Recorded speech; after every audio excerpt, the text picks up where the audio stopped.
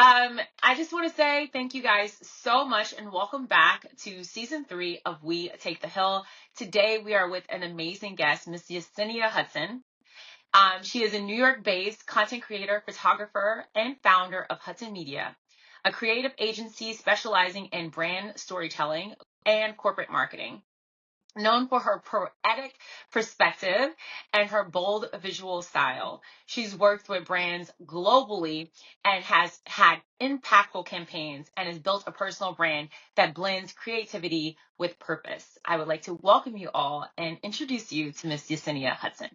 Thanks you so much for having me. I'm so happy to be on. Thank you so much. So, before we get into like all the meat and details of your story, tell us a little bit about your background, where you from, where you grew up and everything like that. So I was born in Long Beach, California, because my parents were newlyweds in Seal Beach. We moved shortly after I was born to a very small town in Santa Barbara County called Santa Maria, for anyone that knows it.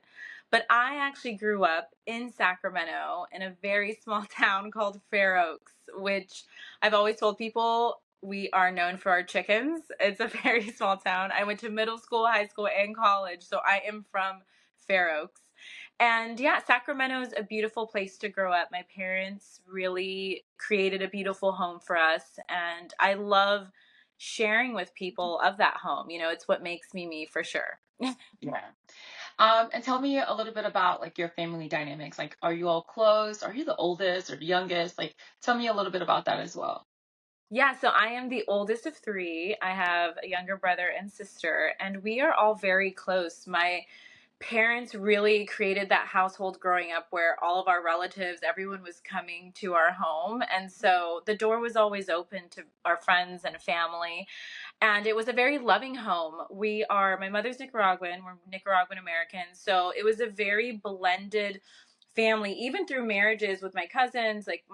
We have family that's Persian, Japanese. So our house was always filled with so much language and just vibrance and music and a lot of love and just a lot of storytelling too. It was a really beautiful home to grow up in. Yeah. And what is it that you do now here in New York? So I love to tell people, it's like the most interesting answer because I feel like anytime I'm in different spaces, it slightly changes, but I am a creative director. I founded a media marketing company, January of 2024. And I am an aerial photographer, a podcast host. I help brands and teach people how to scale on social media and how to use resourceful marketing tools to help scale their businesses. I love writing poetry. I There's so much that makes me me, but I usually, depending on the setting, will just say, hey, like I'm a founder, or hey, I'm a creative director. But I love talking about my art. That's the number one thing I love to say, is I love talking about my creative vision, and that's what I'm most passionate about. Yeah. How did you get into were you always creative? Were you always an artist? How did you get into aerial photography? Like that's a very specific niche thing to be employed and actually earn any money in New York. That's like very niche. So how did you even get into that? I was visiting, it was summer of 2022, and I asked myself, I wonder if there's a job that will keep me here in New York. I had friends here. I had visited a couple times leading up to 2022, and I loved from back then just the energy I saw. So I went on Indeed. I looked for positions in media, marketing, and social media, and I found this director of social media position for an aviation company, a helicopter company. I applied, and quite literally, this has just been my life. Like, I applied, got my first interview with them the next day, and by day 4, I was hired. And I just stayed. And I love that my family has always been so supportive of me. I maybe because I'm the oldest, also this happened at 31 going into 32 years old. So again, there's such a story before this, but everyone was very like, oh, this is very Yesenia, do it, go for it. And I was so excited to like start this journey. I had never been in a helicopter prior to applying to this position, but I had a background at that point in social media. In So, social media. yeah. So this is where your social media but what about aerial photography? Like, did you have a No. background in that? No.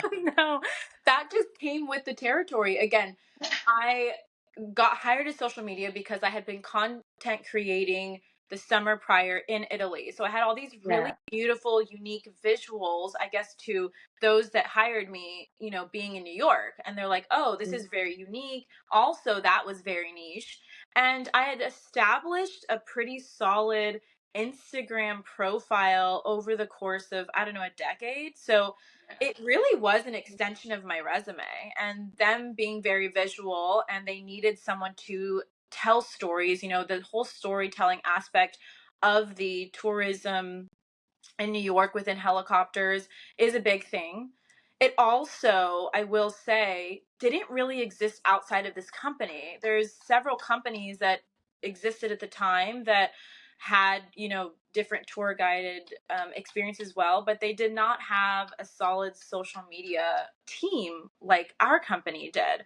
So I was coming in probably year 5 into them having kind of these teams, but even then I feel like what I brought and then my coworker brought really changed everything for them. So with Yeah. the territory came learning photography, going up and filming. And Mhm. again, it's very interesting. A lot of people go, how do you guys take this content? How does it work? Again, it's very unique. And we started going up again with iPhones. And then as I got more comfortable and learned, I started taking up Canons and started shooting. And it was literally trial and error and learning. And Yeah.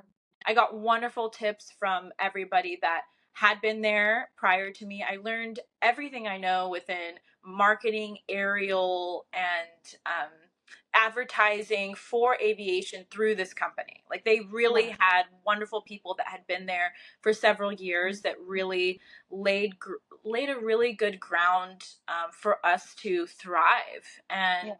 yeah, it was a dream. It is a And dream. I want to say this in a way that like doesn't, because I never want to I guess pose a question that seems in some way diminishing, because this is definitely not diminishing. This is like, I really want to be able to like understand the inner workings of your mind type of way. Okay. So like, what possesses a person to apply for an aerial photography job, a social media job, when you have no experience doing this and you're just like, you know what? I'm just gonna. I love to, again, give my family just their praise for who I Yeah. am. I would not be who I am without them. And my sister Amazing. at 19 years old, 18 years old, decided to move from our small town of Fair Oaks to go to Italy for school, which again Mhm. is like, it's kind of like, wow, that's like pretty bold. Yeah. People do semesters abroad, but she wanted to do 4 years abroad. And again, that comes from even before her, my mom. My mom moved here at 24 years old from Nicaragua. She met her husband, married here, had never been here. Like, there's so much within our family story that I feel like gave me bravery at this Yeah. age to That's make this amazing. move. I feel like if different people in our family hadn't made the decisions they made, I probably wouldn't be nearly as brave. But yeah, there were a lot of decisions prior to this one where this was like, okay, I know it is a new, scarier step, but nothing ventured, nothing gained. And I learned that also from our CEO of this company. He would always say that. It sticks with me. And that's how I work. Like, I'm such a curious minded person. And I'm so glad I did. There was so much in that unknown, and I just took a leap of faith and, pressed the button to apply. Yeah. Well, that's good. That's good. And where were you before you came here? So you said you had came to visit. Where were you at that time? Like, during that visit? Like, were you back in California? Where were you at that point in time? I was living in Dallas, Texas, which also sounds so random. But during the pandemic, again, all of us, I feel like, were questioning, where we wanted our next chapters to go, what was next for us. There was so much uncertainty for all of us in that time. And I basically told myself, it was September of 2020, after going through, again, what we were all going through, so much uncertainty. I asked myself where I wanted to go. I was like, I really want to leave California. Again, I was 31 years old at that point, and there were 3 cities I thought of immediately. I thought of Seattle because Seattle is very similar to San Francisco within the tech space. I thought of New York because I had friends that were living there and they really loved it. And then I thought of Dallas because a lot of hubs for tech were moving to Austin and Dallas. So Seattle I eliminated quickly because I was like, okay, it is too similar to San Francisco. I feel like it's it's going towards a place that I'm not really envisioning. New York, I was like, I know people there. I don't know why, but at that time, I was like, let me go for something a little bit more challenging, a little bit scarier. And so I I went have to a question before what you. What do you think that that says about you as a person? That you were like, this would be too comfortable. Like, let me go for something scarier. What do you think that that says about you? I think that it shows how far I've come. At least that, Mm-hmm. again, that's when I sit with myself. I Mm-hmm. think from the outside perspective, people going like, wow, like you're just really brave to do that. Yeah. Um, I had such a story prior to this where I was in survival mode. And I think that almost anything when it came to leaving California was just a dream. Like to me, I saw it as this is a chance for me to dream and to have a life, to figure out what kind of life I want without my parents' perspective, my family's perspective, as much as I love them, and Yeah. then, you know, the places I had been before and those people that were kind of influencing me in a way, so yeah, I think it showed how far I'd come at that point and just the curiosity that I've always naturally had of what else is there out there for me in this one life. And Yeah. again, that came from COVID. That came Yeah. from seeing everyone suffering, everyone around me, and being a business owner at the time in the food industry and being like, I want the heck out of California. Where do I want to go next?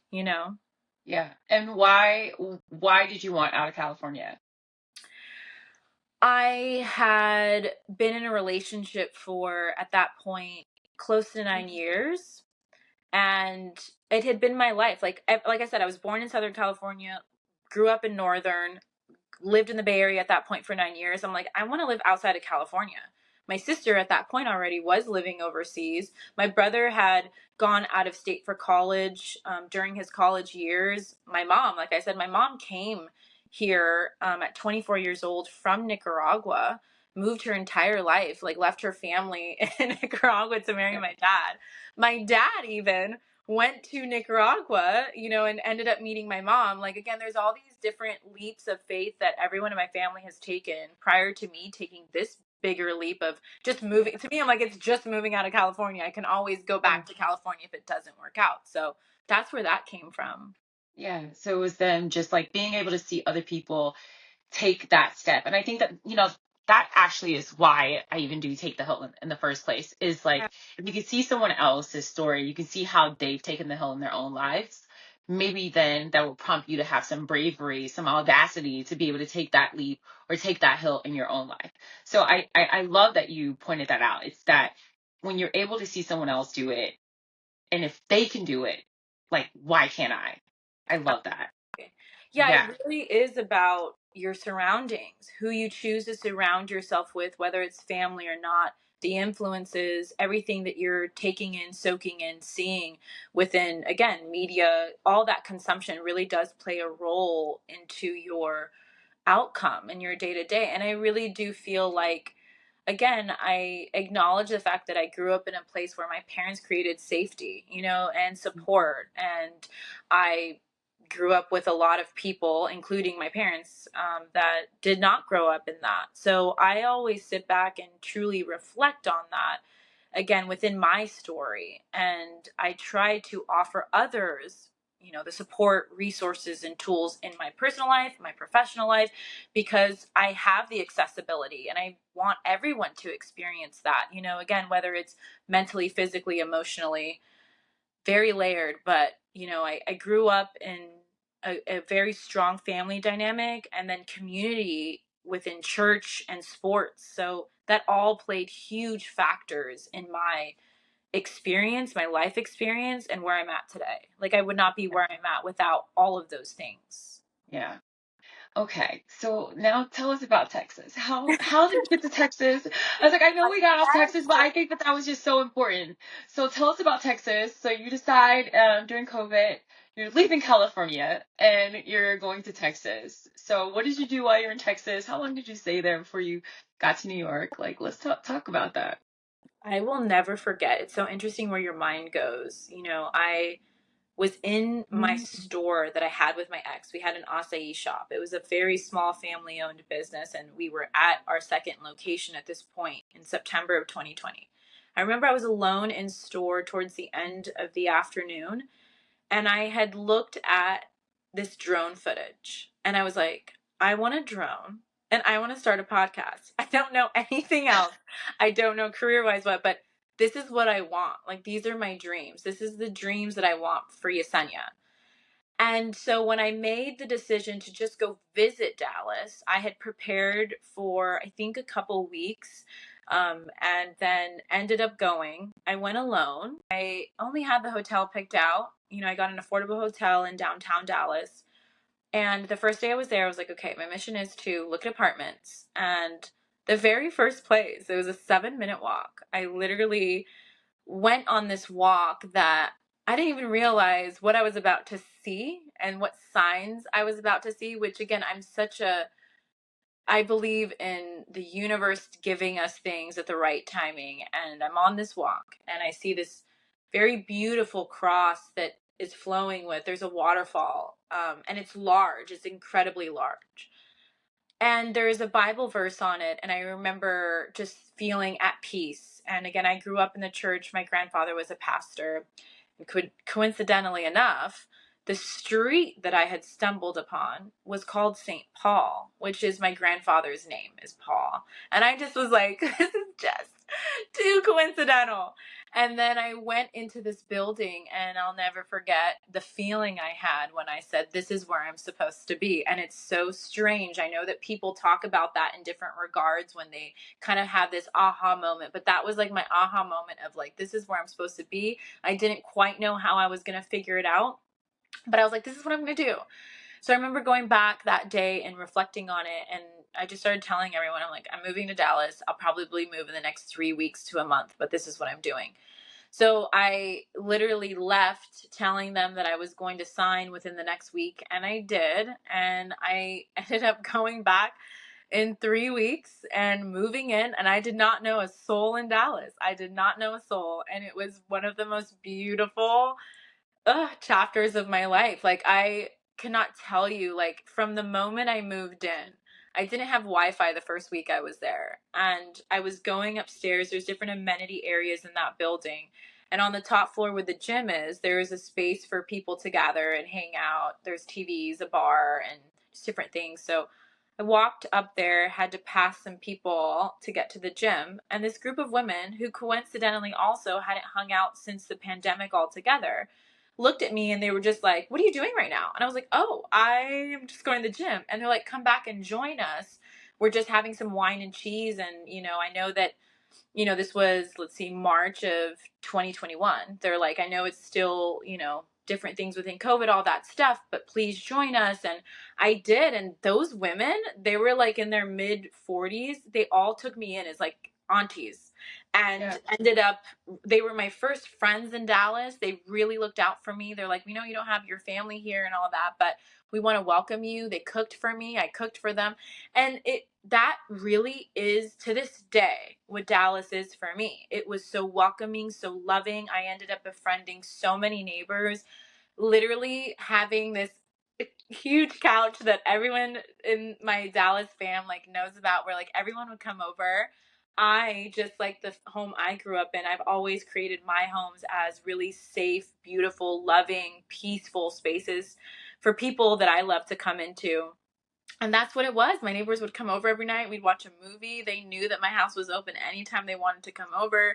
A lot of them were like, if you have not crashed on Yesenia's couch, you have not experienced like her Dallas life yet. And that's how it was. Like, it was just this couch that literally fit like 4 to 5 people to sleep on, you know, like it was huge, and just this wraparound. And I don't know, it was just a very beautiful experience for me. And again, just the very first stepping stone of me finding out who I am. And again, that's what life is, right? Like I'm still figuring all of that out, but it's just been this beautiful journey ever since I left California, like truly to where I am living my best life. I'm living for me. And, you know, I have, again, like I said, all these resources, tools alongside me, but I've really been able to dream bigger than ever. And Dallas was that very first stepping stone for me and healing for me.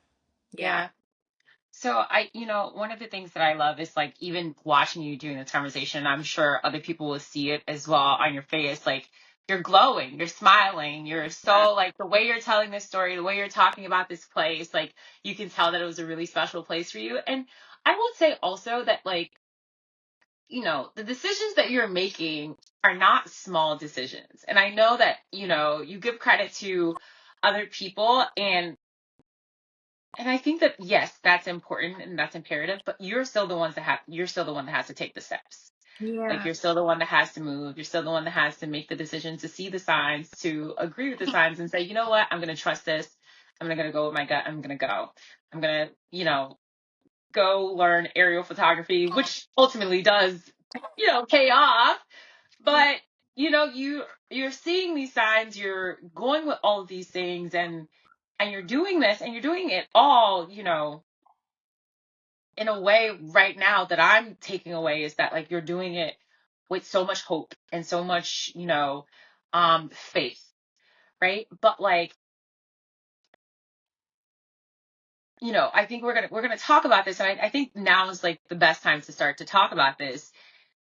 You, it's I'm surprised that you have so much faith, so much hope, so much drive, so much curiosity considering, the situation that you had prior. And so I really want to talk about that and talk about like, because for me, I'm like, once you, the story of We Take the Hill is that like, you can do it. Like you can take this hill. And I think that like, we need to talk about that hill. Right. So Yeah. can you, explain that, talk to us about that. Tell us what actually, you were like, this is why I got to get out of California. Can you talk to us about that? Yeah, you know, this is the first time too that I am gonna speak about it. Besides this, it's really like I think the last episode I did on my own podcast. So I just love to always I should say again, I'm always like really I think about my words very carefully when I say any of this, but I do like to preface like telling people that this can be triggering. It is a very difficult conversation to have with my loved ones, with my friends. But I have done so much work since. It's been 5 years since I've left California to be Yeah. able to talk about it. So when you hear me talking about it, I've done such a tremendous amount of work to get to where I'm at. So I am a survivor of domestic violence, and it's a very strange thing to say out loud. Like it's something that even when I have gone through the motions of healing and all of that, I said I was in a very unhealthy relationship, you know. I was in a very unhealthy relationship. Unfortunately, I sometimes will like when I was going through the healing would say, you know, it was bad majority of the time, or it was, you know, bad at this duration, but really it was bad the entire time. You know, there were signs that I think that I did not really sit with myself and ask myself like, what do I deserve? What is healthy? You know,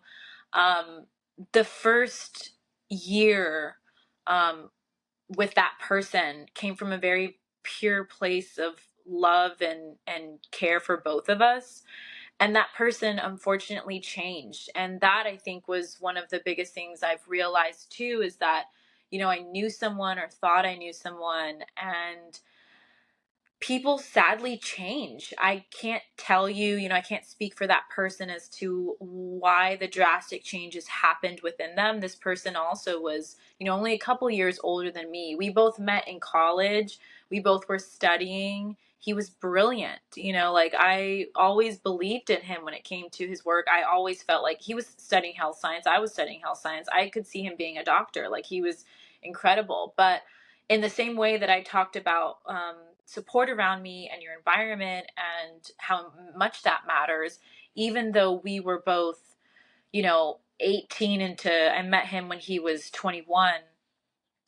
He was influenced by people, unfortunately, living these lifestyles that were just horrendous. And again, like, sadly, like, he ended up choosing to be around the wrong crowd. And it's just very sad. There's still things about, his life story that I haven't been able to wrap my head around. However, I've really focused on what I went through during our time together and my healing. You can't save someone else. You can't heal someone else. They have to do that work for themselves. And unfortunately, whenever I thought we were getting better, that, things were on the up and up, they weren't. And so I stayed in it for far too long.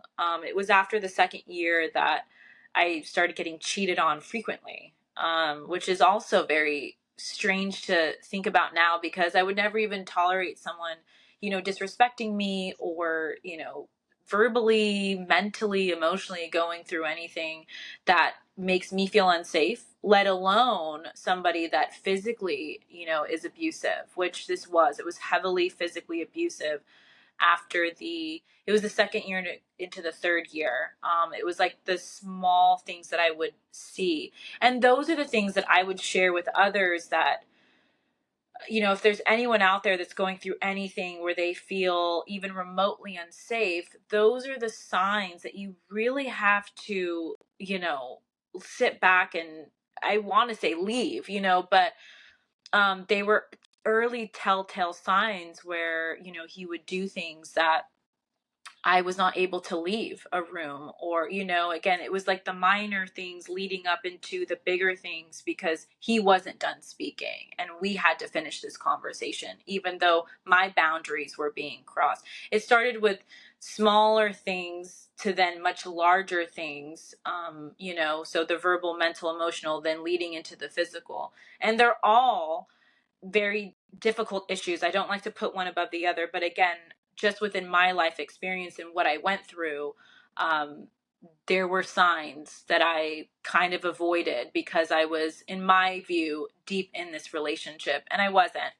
I was a kid still, but I think I've shared with you before that the biggest transition for me, where I noticed that we were not compatible and where these shifts started happening, was when work came into everything. Talk about your work, because like that was one of the things that, like, when we had our conversation as well, is that, you have lived so many lives.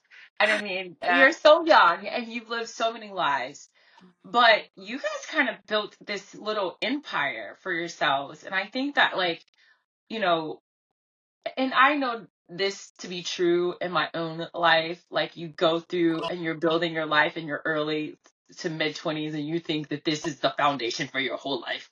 It's Yeah. like you're creating this world together, and like, but you created so much that your lives kind of blended together. Yeah. Every aspect of our life. It was our at home life. It was our work life. I've always been very close to my family. So we were living in the Bay Area after I turned 21. The period I'm talking about was right before that. So like when we were still in school, but when we moved to the Bay Area, his family was there. So I was always with his family. There were summers where I lived with his family. And then, I would go back home every weekend to my parents. But what ended up happening, and again, it's all the little trickles of things through time, is that I was getting really molded into his life and his family and all these different dynamics, but he was not blending both of our lives together. And you kind of just go with it, because I loved his family. He was one of four brothers. All of his brothers mean the world to me. They truly did feel like brothers. And the way that I love, like, so, you know, greatly, it's like once we're bonded, like, I don't ever want to let anyone go, so there was all these very deep layers you know, still even behind the scenes that were very profound for me. And because I had seen my parents, I mean, to this day, they have a very successful marriage and almost 40 years, I had really attached myself after the first year of my life with him. And I was like, this is the person I'm going to marry. I want to be, the mother to his children. I like had all these deep layered bondings from my life that I couldn't see outside of that, unfortunately. And no one could have done anything, at the time to tell me differently, unfortunately. I really loved him. I loved him more than anything, when it came to a romantic partner thus far, So we built these stores that his brother had created, and his brother had created them in 2015. His brother had gone to San Jose State University and created the first store in San Jose. When he was looking to sell, he looked to me and he was like, I think you'd love this. I think you'd love being a part of the community. I see you expanding this. And it's because he saw my work ethic. I had worked for his family before. I had worked, very hard. So the brothers, like, just within the same family dynamic that I had with my family, they all looked out for each other. They all, like, they had a family business in healthcare, and they all helped each other out. So naturally they were like, oh, let me, his brother from a very good place was like, let me take you in, let me help, show you this. I was working nonstop to be able to then afford to be a co-owner of this. We invested everything, truly, literally everything into this. And then I got the store. I was so proud. I was like, oh my goodness. Again, this is several years later, and I was like 25 at this point, and I was like, this is my first store. Like, this is gonna be it for us. We're gonna keep growing them. I loved the community I was a part of. I put my touches on everything. I learned the ins and outs of the food industry, of the licensing, of the laws in California for businesses and within the food industry. And my dream was to take it to Sacramento, and we did that. So what I quickly learned within that new layer is that he wanted me to do everything. Any sort of contract that I gathered on my own, he wanted me to do it alone, and he wanted me to cut corners, and he wanted me to, again, like, basically be 10 people in one. And me coming from, an immigrant household, and me seeing everything my parents had achieved and given us, I'm like, I can do this. I can do this. I can do this. And you get burnt out. And even when I was burnt out, I just kept going. And so I have told people now at 35, unfortunately, my work ethic started from a place that wasn't healthy. I had to unlearn a lot of things. I take a lot on because I had to take on way more at different points that was, I hate saying this, but it's true. It was really against my will because things had to get done. And if they didn't get done, they didn't happen. And it was up to me.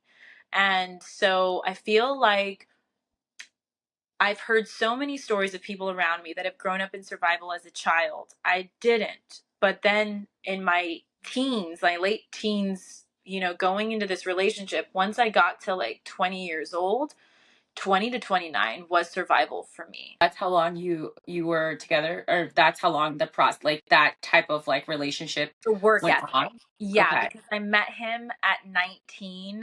Mm-hmm. I started working at 19, but then we started working together at 20. Yeah. And 21 was the height of it. 25 was when we started this business together. And then 25 to 29 was the worst of everything. I would say 25 to 28 because at the end of 28, we weren't technically together, but we were like relationship wise, but we still had homes together. We still had these businesses together, which made it completely complicated. And so, so 20 to 29, I was in this survival mode, and the survival mode kind of shifted, again, starting with the emotional, mental, physical, domestic violence that then blended into this work ethic that it then, again, it's So horrendous. how did you survive? And like also being that you are so close to your family, right? Like how did you I feel like there's a level of compartmentalizing that's happening that like I can't comprehend. So like how are you doing this? Because being that you're so close to your family, like how is it that they're not stepping in, and are you letting them into it? How are you surviving at home, and then also having to like go and like, is work like your outlet? Like what does all of that look like? Like, from an outsider looking in, like what does all that look like? You know, I'm sure my best friends, my family, everyone, again, I have, even though they wouldn't say this, I feel like I will forever be working at finding forgiveness from them, even though I've always had it. My relationships with my best friend and my family were definitely severed during this timing because I was hiding a lot. And when you know someone and you grow up with someone, if they're your daughter or your sister or your best friend, like my childhood friends, since I was 8 years old, the four of us, they were impacted the most. So it was my parents, my siblings, and my best friends that were impacted the most by this relationship because they'd known me either my whole life or since I was a kid. And it wears on you. And then they were seeing, I guess, me living kind of a fast life because we were both earning six figures at a young age and showing that. And they know me. They're like, this isn't you. Like, who are you? Like, where are you? And why are you, you know, attaching yourself to someone that wants no part of our lives? Like, he wanted absolutely no part of their lives. And like, he did it in a very charming, convincing kind of way. But no, I definitely, when you talk about compartmentalizing, I was living different lives. I was living my at life home with him. My Bay Area friends knew me without that at home life. And then my childhood friends and my family were seeing what I could give on the weekends, which I would always show up. But I mean, I feel like they could tell when I was going through difficult times, even if I wasn't saying it, because whenever I walk into a room to this day, people know me. I'm smiling. I'm happy. How are you? What's going on? Don't just like tell me like a surface level answer. Let's like be deep and talk about this. And, you know, it slowly started to come out because they would see posts. I was kind of like, when I was young, I would kind of talk about, trying to think, like, I would write a lot of biblical quotes about hope and like keeping the faith. And sometimes I would talk out in frustration, on Facebook. I wouldn't really divulge, but I would kind of hint at something was wrong. And, again, it was a very different timing of being young and so stuff like that. And again, I think you could just see it on me physically. When I was in my 20s, I could not put on weight. I was really, really tiny. I was definitely overworked in different ways and just stressed and like not eating. Like, again, you could see that. And there were so many signs. And I think my loved ones, anytime they were trying to reach in, I would be like, wall up, which also isn't me. So it's kind of hard to dissect, 10 years of this, but from their perspective, I'm sure they could see it all over, even though I didn't realize they could. Yeah. And my sister, again, she's the one that I think that forever I've always been trying to somehow make up for that timing because we're 11 years apart. Mm-hmm. So when I was 19, she was very young. What is that? 7, 8, like going into 20 and like into the height of like being 21 and her being 11, like she was seeing things at a very young age. And there were things that when you're going through domestic violence and again, just very difficult moments, at least from my story, there are things I blacked out. Like there are things that I literally don't remember how bad they had gotten. And I'm talking about moments where different people were trying to reach out to me and I would shut down. And they would kind of bring it up and I'm like, oh my gosh, I vaguely remember that. But yes, and my sister was deeply impacted by all of that at a young age. And she also, again, all in all, is the reason why I left, the situation. Like when you find your reason why, when you find the light within the darkness, like she always was that for me. I always share with people that, she's my sister, she's my best friend. I was a second mom to her growing up because of our age difference. I literally taught her how to walk, how to talk, and she's the reason I always tried to be better. And when I was at my lowest, she's 100% the reason that I found my self-esteem again and my self-worth. I said, if it is not good enough for her, it is not good enough for me. It's how we should all hold ourselves, like within that love and respect. And I didn't. And again, it took years for me to get to that place of constantly being knocked down and in places of survival to finally, again, it was a gradual like awakening of like, you need better because you have your sister, your brother, your parents, your loved ones that actually care about you. You don't want to wake up, or you don't want them to wake up and, find, and this is really dark, but again, like, find out that you had died, Yeah. like, that's That's really a reality. That's a truth. That's a yeah. possibility. Yeah. Yeah. So Yeah. that's So that. I think, like that's one that actually almost brings me to tears. That's so beautiful because it's like, it's one of those things, like I say this a lot. It's like, if you wouldn't say it to your child, or if you wouldn't want it said to your child, why would you say it to yourself? Why would you internalize that for yourself? And so for you to be able to say like I love this person, so this person externally, that's not even me. Externally, I love her so much. I would never want her to go through this, but then I can't find the grace to say, why would I suffer through it? So I think that is, I think that honestly, that's the most beautiful thing that anyone has ever said, to just like be a reason why, a call to action for yourself, is that like, I would never want this person that I love so dearly. And I think that that's also becomes like, a gut check for ourselves. Like, Yeah. we can love someone else so much that's external to ourselves. How do we not have that same love for ourselves? Like, I feel like sometimes we feel like maybe it's okay if we suffer. Like, I don't know. Like, I will say that, and this is just me, yeah, as a big sister, no one has ever asked me to be the glue. No one has ever asked me to like look out for my siblings the way that I do.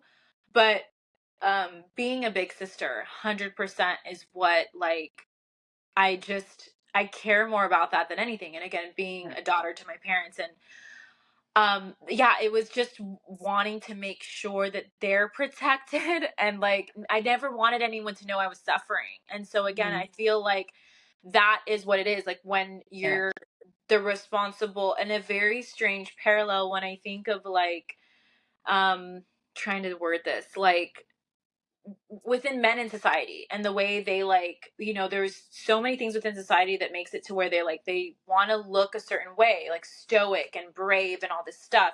I think that something within me, being a big sister, always made it like, I don't ever want them to worry about me, and I've just always been that way. And you know again, you have to dissect things. Everything I've learned, it really is from looking at my life backwards and looking at every transition.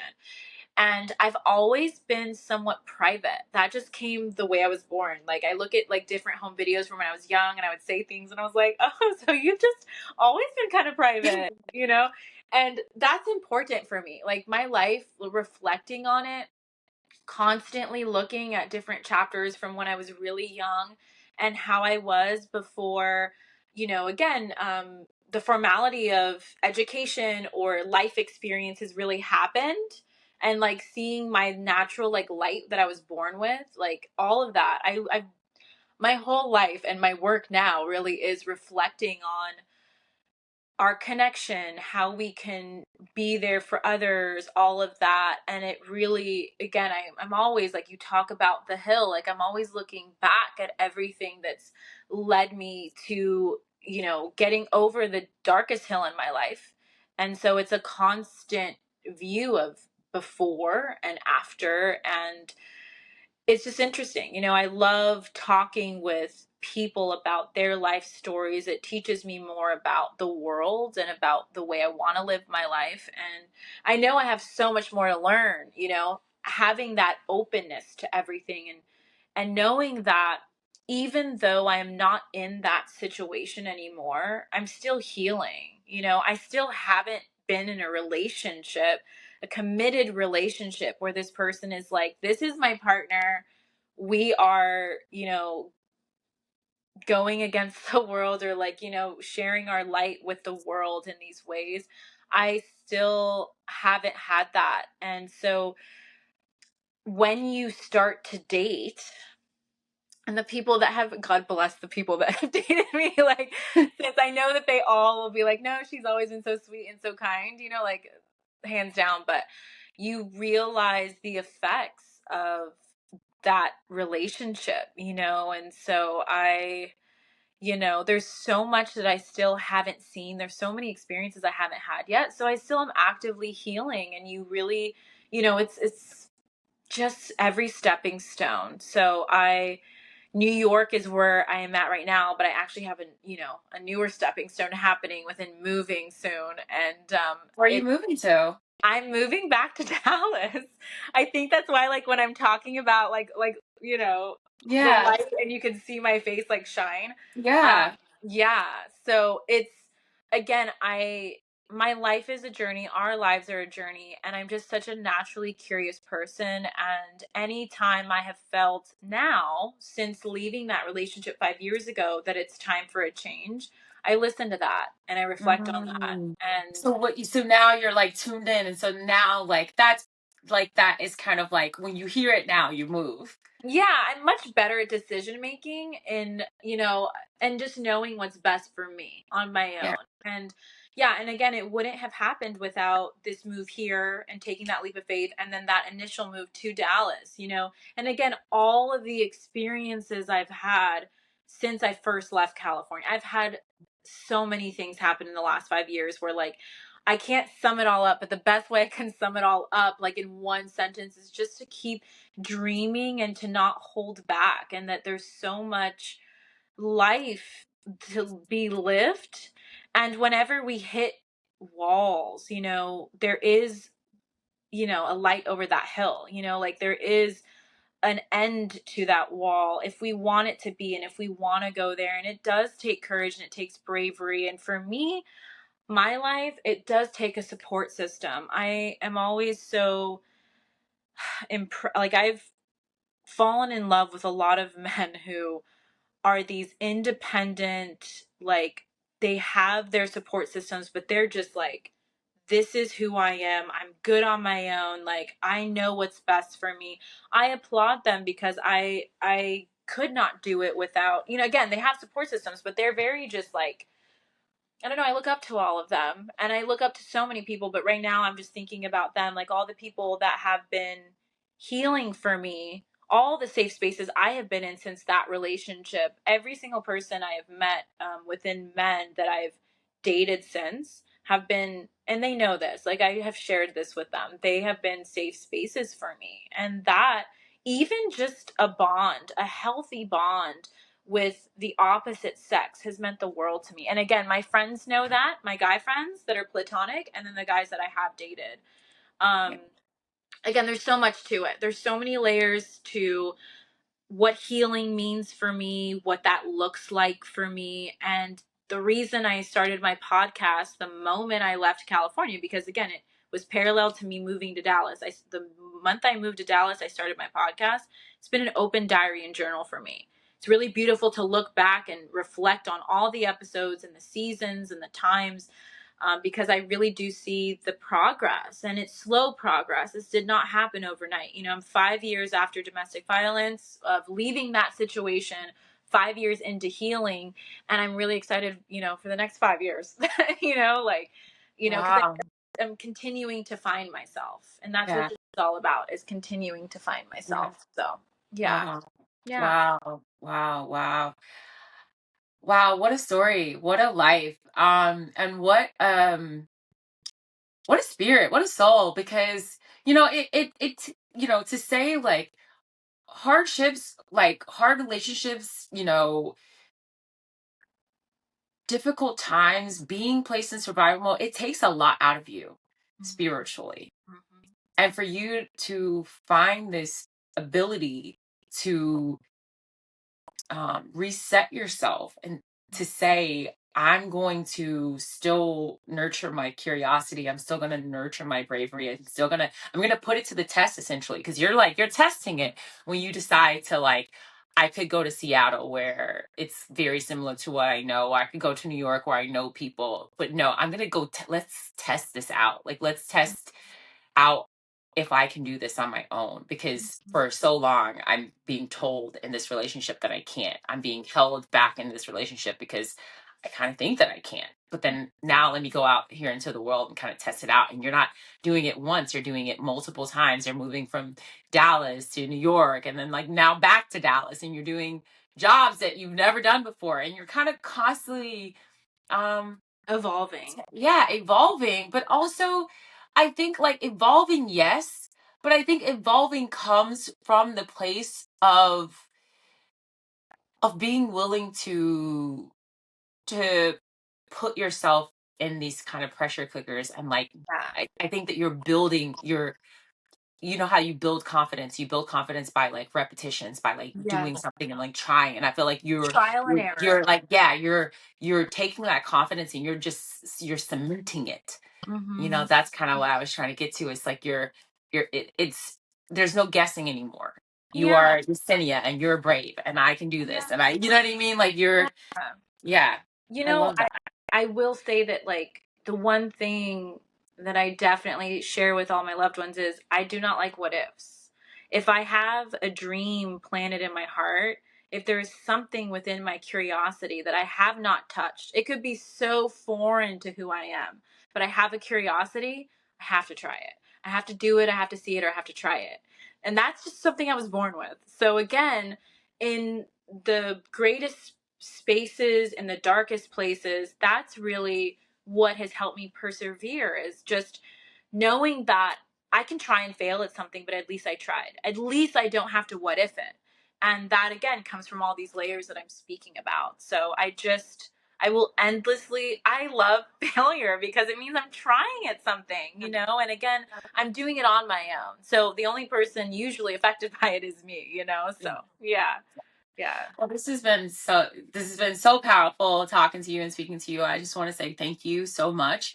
I want to say also that like, you know, as if if you, not to you, but to the audience, like if you know someone or you yourself are going through domestic violence, like this conversation is not meant to try to solve anything or trigger like this conversation. We just wanted to have this conversation, and I think that like you have to find the steps, the resources. We'll list some resources in the show notes as well to be able to find those things for yourself. But like, you know, when I heard her story and when I also saw just like I witnessed my mom go through domestic violence, and like it was something that I couldn't breathe. You know what I mean? And I thought to myself, like when she was going through this, like my dad would never touch my, like never. But she got into this relationship and I saw this and I was enraged. You know what I mean? Like it broke my heart. And I also knew how much love she had around her, but she was also a very private person.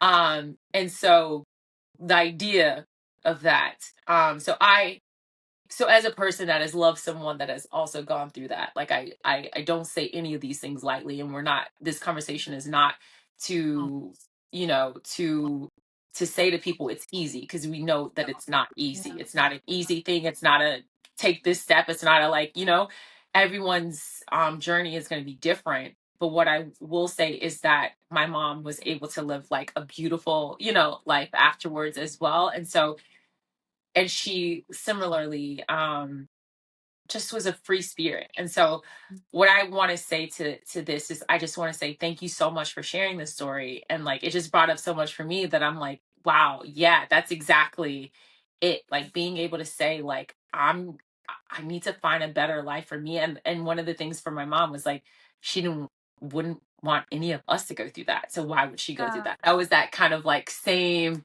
Yeah. kind of like triggering where you're just like, would I want someone that I love to experience the things that I'm experiencing? And so again, I just want to say thank you so much for sharing today with us. And yeah, I always ask questions at the end about what's something that you would tell your younger self.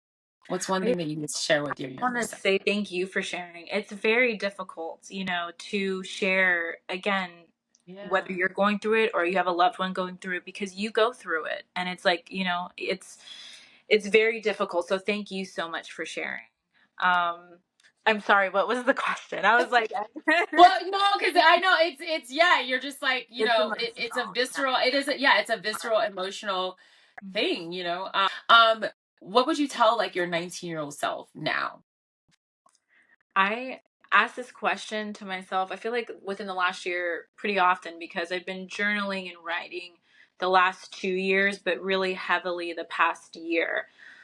And the first place my mind goes to is just to give her a big hug and to know that you have such a life that is going to come before you.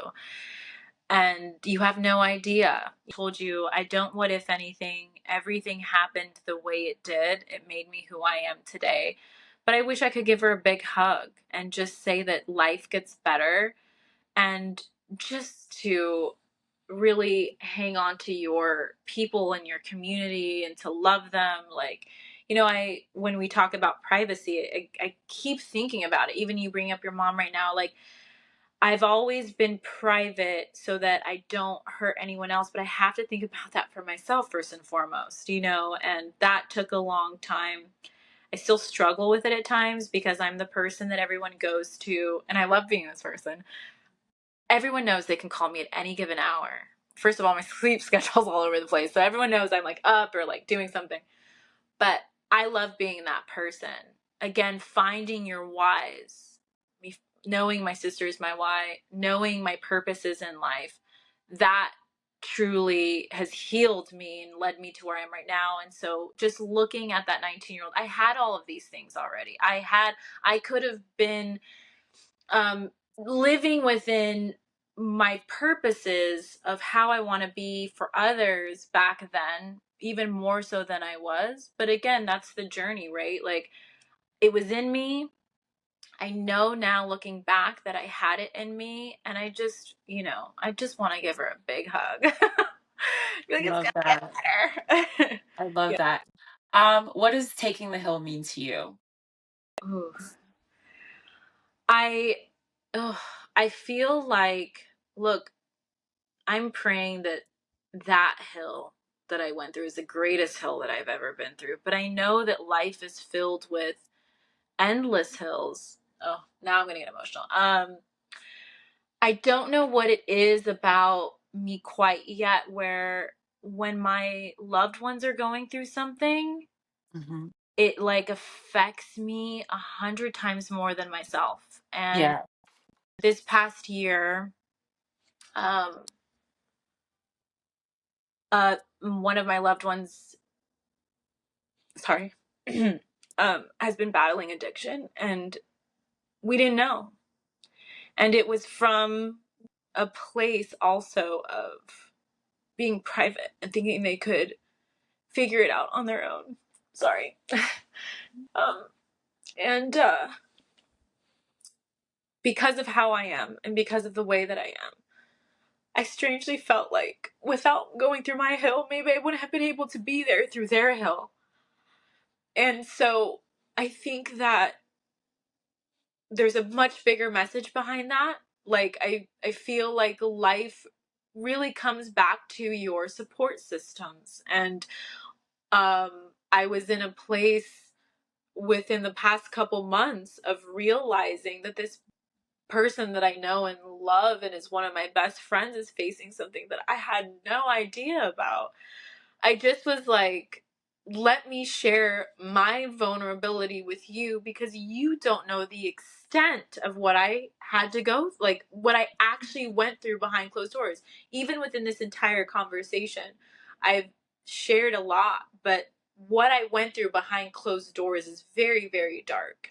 And so I was able to get to a place of vulnerability with a loved one because they were in a place where they finally hit their rock bottom and said, I have to admit this to you. I need help. This is what I'm struggling with. And that made our bond closer. And it's actively right now helping in their healing journey, and that this is their life. Is that when you open safe spaces for people to share something about their story that then trickles to one person or another, it allows for us to heal in different ways, you know? And so I truly feel like, and this is just my life experience, I really feel like me going through my hill has helped me be a much better support system for their hill, and like getting through it, doing the work. I didn't know that I would be facing this past year with this person. So it's just, you know, my heart aches for them. And I'm again very grateful for you and you having a podcast like this. This is why it is so important for people to create things like this. Again, you know, there's so many layers to all of this. You having a dream of starting this and saying, you know, again, this is my life experience, this is what I've been through, I want to share the hill and I want to share this with others. I want us to connect in this way so that you understand that we all go through things, and the more we talk about them openly and honestly and in safe spaces, it helps our communities.